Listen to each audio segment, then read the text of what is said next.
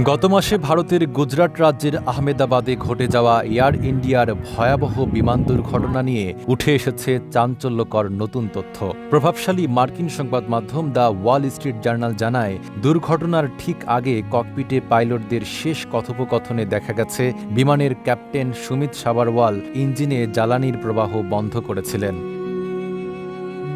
প্রতিবেদনে বলা হয়, বোয়িং 787 ড্রিমলাইনারটি উড্ডয়নের সময় ফার্স্ট অফিসার ক্লাইভ কুন্ডার ক্যাপ্টেনকে প্রশ্ন করেন কেন তিনি জ্বালানি কাট অফ সুইচ বন্ধ করে দিলেন। ক্যাপ্টেন তখন শান্ত ছিলেন, তবে সহকারী পাইলট তখনই বেশ উদ্বিগ্ন হয়ে পড়েন। টাইলক্স টয়লেট ক্লিনার, যার অ্যান্টিব্যাকটেরিয়াল এজেন্ট টয়লেটের কোনায় কোনায় পৌঁছে ৯৯% জীবাণু ধ্বংস করে।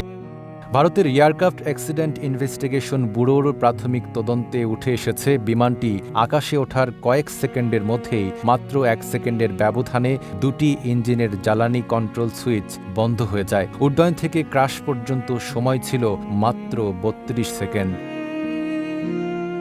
এই ভয়াবহ দুর্ঘটনায় বিমানের ২৪১ আরোহীর মধ্যে প্রাণ হারান ২৪০ জন, যাদের মধ্যে ছিলেন ২ পাইলটও। ক্যাপ্টেন সুমিত সাবারওয়ালের ছিল ১৫,০০০ ঘণ্টার বেশি ফ্লাইং অভিজ্ঞতা, আর ফার্স্ট অফিসার ক্লাইভ কুন্ডারের ফ্লাইং অভিজ্ঞতা ছিল ৩,০০০ ঘণ্টার বেশি। এই দুর্ঘটনার পর মাটিতে থাকা আরও ১৯ জন মারা যান। শুধুমাত্র একজন যাত্রী জীবিত বেঁচে ফেরেন।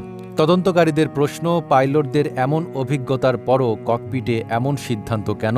এটি কি ইচ্ছাকৃত নাকি দুর্ঘটনাবশত? তবে এ বিষয়ে ভারতের বেসামরিক বিমান পরিবহন মন্ত্রী কিঞ্জারাপু রামমোহন নাইডু জানিয়েছেন, এআইআইবি এর রিপোর্ট শুধুমাত্র প্রাথমিক পর্যায়ের। এখনই চূড়ান্ত মন্তব্য করা ঠিক হবে না। আমাদের পাইলটদের দক্ষতা এবং প্রতিশ্রুতি নিয়ে কোনো সন্দেহ নেই।